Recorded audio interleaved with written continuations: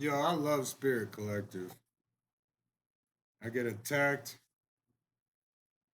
and then next thing you know, 4 or 5 hours go by. I'm pumping out videos left and right.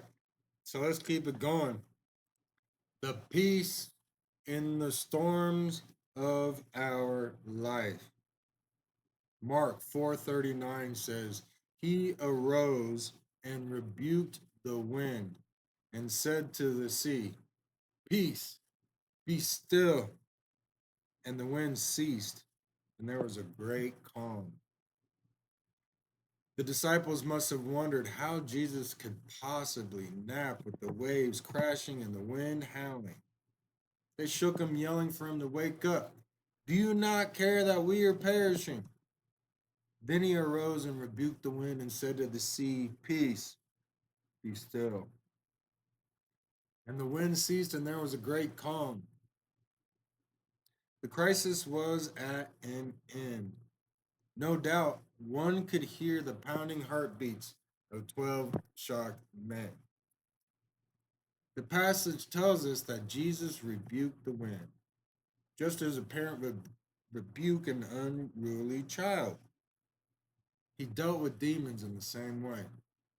He rebuked them in Luke 4:35, and the wind obeyed him just as the demons did. He had power over both natural and supernatural. This enormous display of miraculous power should have quelled any remaining doubts in the minds of the disciples as to who Jesus was. Only God has such authority. The Old Testament tells us that he has power over nature. He calms the storm so that its waves are still. Psalm 107:29. Before disciples' eyes, Jesus demonstrated that he possessed power that could emanate only from God.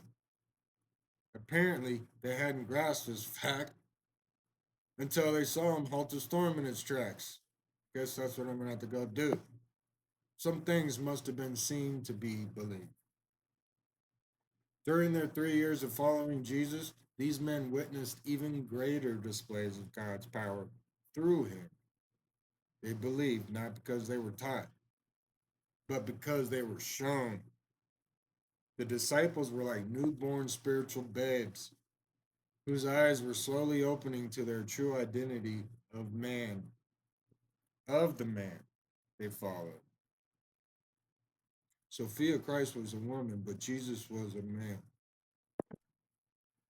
Christ consciousness was represented by a male in the physical. I love Sophia as well. God is committed to developing our spiritual side as well, and he often uses the storm of life to show us that we can be put our hope in him, put our hope in his power, put our hope in his love, and last but not least, put our hope in his wisdom. Joni, Johnny Erickson Tata illustrates how drawing on the power and peace of Jesus transforms her life. Oh God, and I often pray in the morning, God, I cannot do this. God, I cannot do this thing called quadriplegia. I have no resources for this. I have no strength for this. But you do. You've got resources. You've got strength. I can't do quadriplegia, but I can do all things through you as you strengthen me. I have no smile for this woman who's going to walk into my bedroom in a moment. She could be having coffee with another friend, but she's chosen to come here and to help me get up. Oh God, please, may I borrow your smile? I'm glad I haven't gotten that deep. I'm still smiling, baby. Are you though? Do you, though? You need to borrow a smile, maybe? Our Heavenly Father is kind and patient with us. And when the storms of life overwhelm us and fill us with anxiety, He is gracious to show us His power. Even when we are beginning to wonder if He is asleep or absent, is the moment He goes to work. Don't worry. We keep saying that all week. And I keep showing, I'm a little worried, man. Tick tock, tick tock, tick tock. Even when our cries to Him are help. All right, let's try this again. Even if He is asleep or absent, even when our cries to Him our help are permeated with doubt.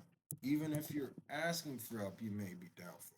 But we can face whatever circumstances await us with courage if we just reflect on God's faithfulness and place our confidence in His great power and loving purpose for our lives.